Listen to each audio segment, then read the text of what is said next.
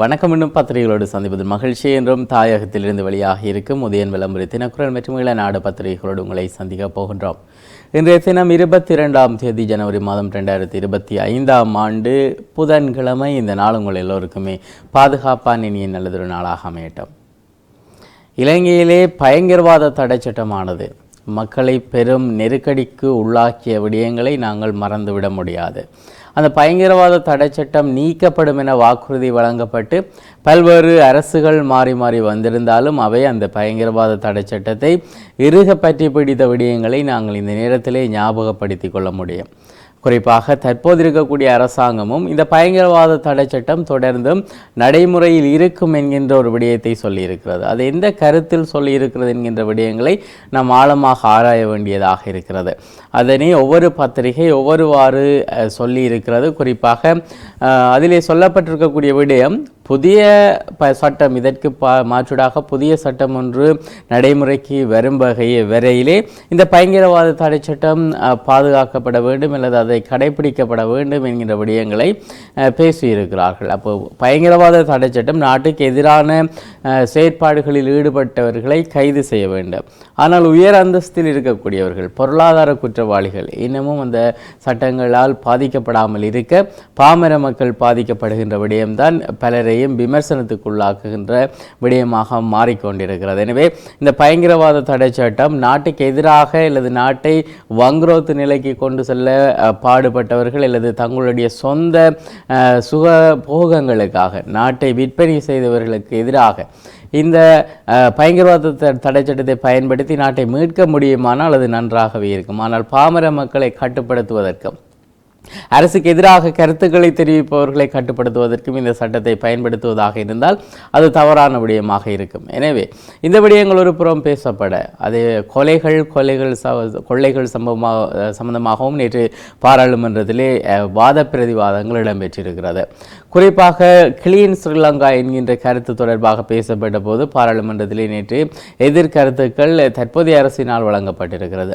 கொள்ளைகள் யார் செய்தார்கள், தாஜுதீன் யாரால் கொல்லப்பட்டார், அவ்வாறு பல கேள்விகளை எழுப்பியிருந்தார்கள் தற்போது இருக்கக்கூடிய ஆளும் தரப்பினர். இவை சார்ந்த விடயங்கள் இன்றைய பத்திரிகைகளிலே விரிவாக தரப்பட்டிருக்கிறது. அதே நேரத்திலே தமிழர் தரப்பு அரசியல், கட்சி அரசியலானது இப்பொழுது பாராளுமன்றம் வரைக்கும் ஒற்றுமையின்மை நிரூபிக்கப்பட்டிருக்கிறது. குறிப்பாக திரு ஸ்ரீதரன் அவர்கள் நேற்று பாராளுமன்றத்திலே திரு சுமந்திரன் அவர்களை விசாரிக்குமாறு சொன்ன விடயம் பல்வேறு விதத்திலே அங்கே பேசப்பட்டிருக்கிறது. பல ஊடகங்களிலும் அது ஒவ்வொருவாறு வெளிப்படுத்தப்பட்டிருக்கிறது. எனவே அந்த செய்தியை பார்க்கின்ற போது அது தொடர்பாக நாங்கள் விரிவாக பார்க்கலாம்.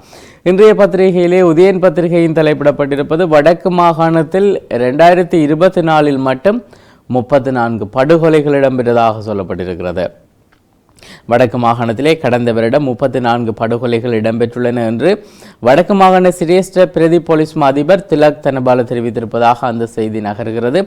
இது அதிக எண்ணிக்கையாகவே பார்க்க வேண்டும். காரணம், இந்த படுகொலை என்பது சட்டத்துக்கு முரணான ஒரு கொலை, சட்டத்துக்கு முரணான ஒரு உயிரிழப்பு. எனவே இதில் குறித்து கருத்து கூற வேண்டியவர்கள் அல்லது பொறுப்பு கூற வேண்டியவர்களாக போலீசார் மற்றும் இராணுவத்தினர் இருக்கிறார்கள். இந்த நிலையில் முன்பக்க செய்திகளில் காய்ச்சலால் சிறுமி சாவு என்கின்ற ஒரு விடயம் தரப்பட்டிருக்கிறது. சிறுவர்களிடையே பரவக்கூடிய சிறிய வகையிலான சில வைரஸ் தொடர்பான விடயங்களும் தொடர்ச்சியாக வலியுறுத்தப்பட்டு வருகிறது. பெற்றோர்கள் அவதானமாக இருக்குமாறு. எனவே இப்பொழுது காய்ச்சல் காரணமாக உயிரிழப்பு ஒன்று நேர்ந்திருக்கிறது. இது குறித்து மேனிய பெற்றோர்கள் அவதானமாக இருக்க வேண்டியவர்களாக இருக்கிறார்கள்.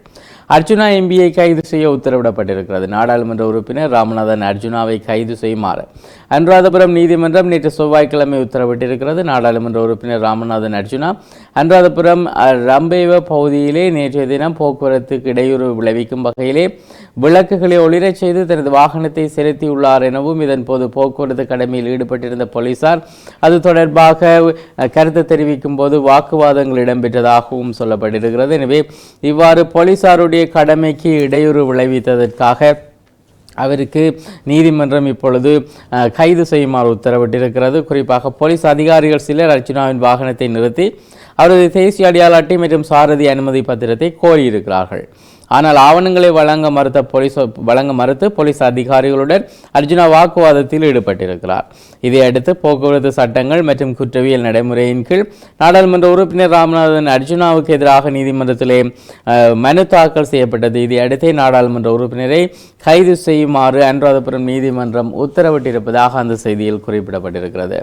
முன்பக்க செய்திகளிலே எண்ணெய் முடக்க சாதி சுமந்திரனை விசாரியுங்கள், நாடாளுமன்றத்திலே ஸ்ரீதரன் தெரிவிப்பு என்கின்ற விடயம் சொல்லப்பட்டிருக்கிறது. விளம்பரி பத்திரிகை செய்தியின் போது அதனை நாங்கள் விரிவாக பார்ப்போம்.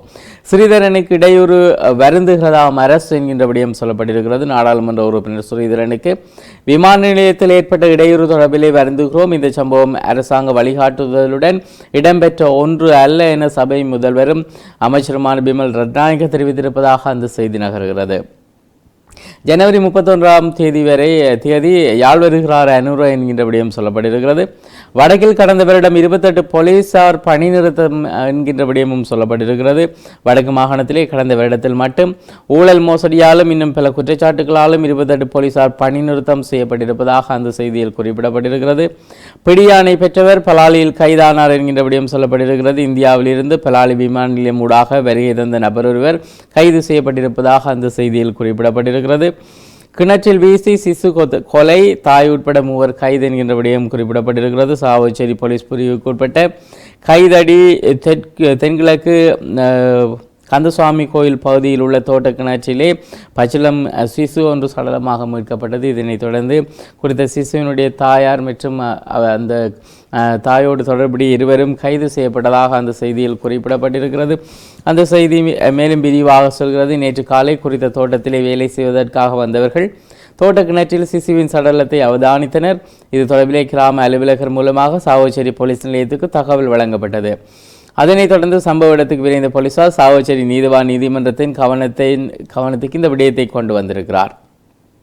நீதிபதியின் கள ஆய்வுகளை தொடர்ந்து சடலம் போலீசாரால் மீட்கப்பட்டு மருத்துவமனைக்கு அனுப்பி வைக்கப்பட்டது. சம்பவம் தொடர்பிலே சாவச்சேரி போலீஸ் நிலைய தலைமை பொறுப்பதிகாரி பாலித செனவிரட்னோவின் வழிகாட்டலின் கீழ் விசாரணைகளை ஆரம்பித்த போலீசார் சிசுவை பிரசவித்தவர் என சந்தேகிக்கக்கூடிய 43 வயதான பெண்ணையும் அந்த பெண்ணின் தாயாரையும் அவரின் சகோதரியையும், அதாவது சிசுவை பிரசவித்தவருடைய சகோதரி, கைது செய்து அவர்களிடம் விசாரணைகள் மேற்கொள்ளப்பட்டு வருவதாக அந்த செய்தியில் குறிப்பிடப்பட்டிருக்கிறது.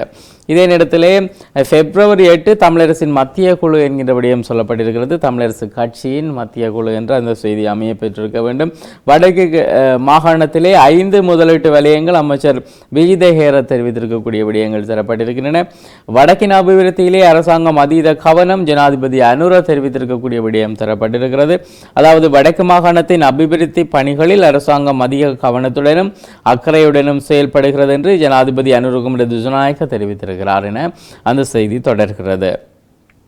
முஜந்தி முரளி கருத்து பதிவு செய்திருக்கிறார். வடக்கில பொழிகிற பாசமழையை பார்க்க நெஞ்சு படக்கு என்று அடிக்குது கண்டியலோ என தெரிவித்திருக்கிறார். அதாவது தற்போது இருக்கக்கூடிய அரசு விஜித ஹேரத்தாக இருக்கட்டும், அதே நேரத்தில் ஜனாதிபதியாக இருக்கட்டும், அவர்கள் வடக்கு தொடர்பாக சொல்லக்கூடிய கருத்துக்களை நினைக்கும் போது ஏதோ ஒரு பதற்றம் ஒன்று தோன்றுவதாக அவர் தன்னுடைய கருத்திலே பதிவு செய்திருக்கிறார். அதாவது இவ்வாறு செய்வதன் ஊடாக மக்களினுடைய இயல்பு நிலை பாதிக்கப்படுமோ என்கின்ற அச்சமாகவும் இருக்கலாம், அல்லது இது ஒரு வஞ்ச புகழ்ச்சியாகவும் இருக்கலாம் என்று பார்க்கப்படுகிறது. எனவே இது இன்றைய உதயன் பத்திரிகையின் முன்பக்க செய்தி. உட்பக்க செய்திகளில் மக்களின் நம்பிக்கையை சிதைக்காமல் பயணிப்போம், ஜனாதிபதி அனுர தெரிவித்திருக்கிறார். எம்பிக்களுக்கு வாகனங்கள் விஜித ஹேரத் தெரிவித்திருக்கிறார். அதே நேரத்திலே கொழும்பு ஃபோர்ட் சிட்டியில் பிரம்மாண்டமான மண்டபம் சீனா நிர்மாணம் என்கின்ற விடயங்கள் சொல்லப்பட்டிருக்கிறது. நாய்கள் குறைத்தால் நட்டம் எமக்கில்லை என டில்வின் சில்வா தெரிவித்திருக்கக்கூடிய விடயங்கள் தரப்பட்டிருக்கின்றன. ஊழல் மோசடிகளுக்கு தனி நீதிமன்றம் தேவை என சொல்லப்பட்டிருக்கக்கூடிய விடயங்கள் இன்றைய பத்திரிகையிலும் பார்க்கப்படுகிறது. திரு மனோகணேசன் நேற்றைய தினம் அவருடைய செய்தி பத்திரிகையிலே வந்திருந்தது. பருத்தித்துறை கடலிலே கடற்படை சூட்டு பயிற்சி மீனவர்களுக்கு அறிவுறுத்தப்பட்டிருக்கிறது. குடும்பத் தலைவர் சடலமாக மீட்பு என்கின்ற விடயம் சொல்லப்பட்டிருக்கிறது. குறிப்பாக நெடுந்தீவிலே குடும்பத் தலைவர் ஒருவர் தூக்கிட்டு இருக்கிறார். அது அந்த கொலை தொடர்பாக அல்லது அந்த மரணம் தொடர்பாக விசாரிக்கப்படுவதாக சொல்லப்பட்டிருக்கிறது. இளைஞரின் ஆதரவின்றி ரோஹிங்கரால் இங்கு வர முடியாது, பொது பாதுகாப்பு அமைச்சர் சுட்டி காட்டியிருக்கக்கூடிய விடயங்கள் தரப்பட்டிருக்கிறது. அதே நேரத்தில் யாழ் கலாச்சார மத்திய நிலையம் அமைப்பதற்கு இனி சந்தர்ப்பம் என்கின்ற விடயங்கள் சொல்லப்பட்டிருக்கின்றன. யாழ் மத்தியிலிருந்து அகற்றாதீர்கள், பல வியாபாரிகள் கோரிக்கை வைத்திருக்கிறார்கள். அது குறித்த செய்தியும் பார்க்க முடிகிறது. குறிப்பாக இலங்கை போக்குவரத்து சபையின் யாழ் மத்திய பேருந்து நிலையத்திலிருந்து மது வாழ்வாதாரத்தை அடிப்படையாக கொண்டு அகற்ற வேண்டாம் என யாழ் மத்திய பேருந்து நிலையத்தில் கடைகளை அமைத்துள்ள வியாபாரிகள் கோரிக்கை விடுத்திருக்கிறார்கள். யாழ்ப்பாணத்திலே நேற்று முன்தினம் ஊடக சந்திப்பொன்றை நடத்தி அவர்கள் இந்த கருத்துக்களை பதிவு செய்திருக்கிறார்கள். அவை சார்ந்த விடயங்கள் விரிவாக தரப்பட்டிருக்கின்றன. சட்டங்களை பின்பற்றுவதில் வடக்கு மாகாணம் பின்னடைவு ஒழுங்கமைக்க வேண்டும் என வடக்கு மாகாண பிரதி போலீஸ் மா அதிபர் தெரிவித்திருக்கக்கூடிய விடயங்கள் தரப்பட்டிருக்கிறது. இது இன்றைய உதயன் பத்திரிகையினுடைய முக்கியமான செய்திகளாக அமைந்திருக்கிறது. தொடர்ந்து வலம்புரி பத்திரிகையை பார்க்கலாம். எனது பயணத்தடை இந்த பயணத்தடை தொடர்பிலே சுமந்திரனை விசாரித்தால் உண்மையை கண்டறியலாம். பாராளுமன்ற உறுப்பினர் ஸ்ரீதரன் எம்பி தெரிவித்திருக்கக்கூடிய விடயம் தரப்பட்டிருக்கிறது. இந்தியாவுக்கு நான் பயணம் மேற்கொண்ட போது எனக்கு ஏற்பட்ட பயணத்தடை தொடர்பிலே சுமந்திரனை விசாரித்தால் உண்மையை கண்டறிய முடியும் என பாராளுமன்றத்திலே திரு ஸ்ரீதரன் அவர்கள் தெரிவித்திருக்கிறார்கள். உட்கட்சி பூசலாக இருந்திருக்கிறது, உட்கட்சி விவகாரமாக இது இருந்திருக்கிறது.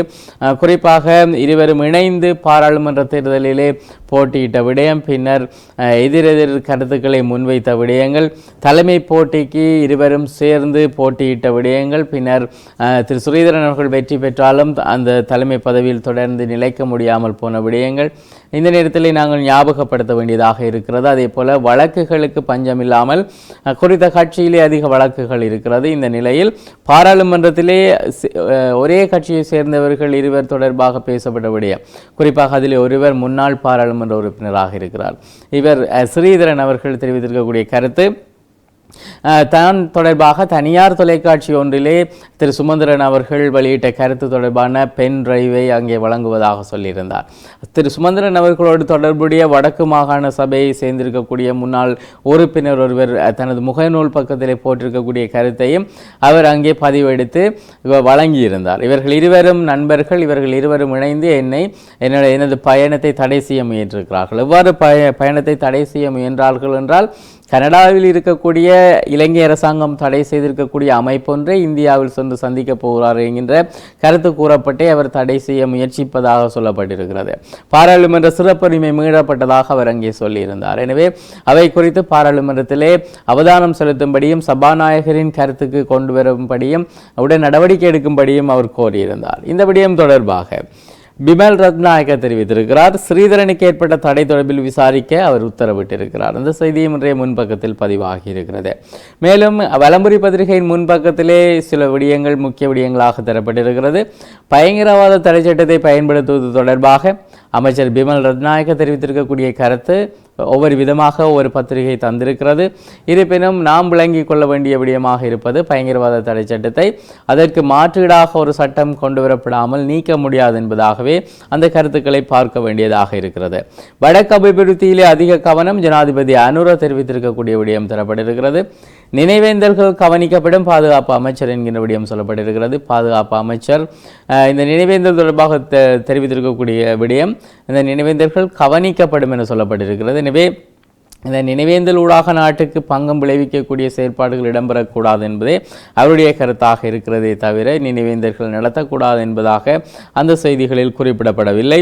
கிளிநொச்சியில் மணல் கடத்தல் ஒருவர் கைது என்கின்ற விடயம் சொல்லப்பட்டிருக்கிறது. நிதி மோசடியிலே மருதங்கணியில் 2 பெண்கள் கைது செய்யப்பட்டிருக்கிறார்கள். குறிப்பாக 22,50,000 ரூபாய் பெறுமதியிலான நகைகள், அங்கே அடைவு வைக்கப்பட்டிருக்கின்ற நகைகள் காணாமல் போயிருக்கிறது. அதாவது அந்த நகைகள் எடுத்து வெளியில் கொண்டு செல்லப்பட்டிருக்கிறது நிறுவனத்திலிருந்து. அது தொடர்பாக ஒருவர் கைது செய்யப்பட்டிருந்தார். பின்னர் இப்பொழுது மேலும் 2 கைது செய்யப்பட்டிருக்கிறார்கள். அதில் 2 பெண்கள் என குறிப்பிடப்பட்டிருக்கிறது. எனவே இந்த விடயம் தொடர்பாக இப்பொழுது விசாரணைகள் மேற்கொள்ளப்பட்டு வருகிறது. ஸ்ரீதரனுக்கு ஏற்பட்ட தடை தொடர்பாக நாங்கள் பேசியிருக்கிறோம். தொப்புள் கொடியுடன் பிறந்த சிசுவின் சடலம் தொடர்பாக நாங்கள் பார்த்திருக்கின்றோம். IMF ஒப்பந்தம் மீள் பரிசீலனை செய்யப்படும் என பிரதி அமைச்சர் ஹர்ஷன் தெரிவித்திருக்கக்கூடிய விடயம் தரப்பட்டிருக்கிறது. நேற்றைய தினமும் IMF பிரதிநிதிகளோடு ஜனாதிபதி சந்தித்திருந்தார். பல முக்கியமான ஆக்கப்பூர்வமான விடயங்கள் அங்கே பேசப்பட்டிருக்கிறது. இளம் குடும்பஸ்தர் நெடுந்தீவிலே சடலமாக மீட்கப்பட்ட விடயம் நாங்கள் ஏற்கனவே வாசித்த விடயம். போலீசாருடைய கடமைக்கு இடையூறு விளைவித்த பாராளுமன்ற உறுப்பினருடைய கைது செய்யக்கூடியதான அந்த உத்தரவு, அது தொடர்பாகவும் நாங்கள் பார்த்திருக்கின்றோம். இது வலம்புரி பத்திரிகையின் முன்பக்க செய்தி. உட்பக்க செய்திகளிலே வடக்கின் அபிவிருத்தியிலே அதிக கவனம் செலுத்துவோம், உலக வங்கி பிரதிநிதிகளுடனான சந்திப்பிலே ஜனாதிபதி என்கின்ற விடயம் சொல்லப்பட்டிருக்கிறது. பருத்தித்துறை கடலிலே சூட்டு பயிற்சி இன்றைய தினம் இடம்பெற இருப்பதாகவும் கடலுக்கு செல்ல வேண்டாம் என அறிவுறுத்தப்பட்டிருக்கக்கூடிய விடயமும் இந்த வாரம் முழுவதும் நாங்கள் பத்திரிகைகளில் பார்த்த விடயங்களாக இருக்கிறது. தினக்குரல் பத்திரிகையை பார்க்கலாம். தலைப்பு செய்தியாக தரப்பட்டிருப்பது, புதிய சட்டம் பெறும் வரை பழைய பயங்கரவாத தடை சட்டம் பாயுமா மிரட்டுகிறது அனுர அரசு என குறிப்பிடப்பட்டதாக அந்த செய்தி தரப்பட்டிருக்கிறது. முன்பக்க செய்திகளிலே 30ஆம் தேதி யாழ்ப்பாணம் வரை இருக்கின்ற ஜனாதிபதி தொடர்பான செய்தி தரப்பட்டிருக்கிறது. அதே போல ஏற்கனவே நாங்கள் பார்த்த செய்திகளோடு இறக்குமதிக்கு பின் வாகனங்களின் விலைகள் குறையும் என்கின்ற ஒரு விடயம் சொல்லப்பட்டிருக்கிறது. ஆனால் இறக்குமதி வரி அதிகளவாக பேசப்படுகிறது. எனவே வரி அதிகமாக இருக்கும்போது புதிய வாகனங்களுக்கான விலைகள் குறைவடைய வாய்ப்பு இல்லை என்று சொல்லப்படுவதாகவும் அவ்வாறு விலை குறைக்கப்படுமாக இருந்தால் நாட்டினுடைய பொருளாதாரம் பாதிக்கப்படும் என்கின்ற விடயங்களும் தொடர்ச்சியாக பேசப்படுகின்ற விடயங்கள்.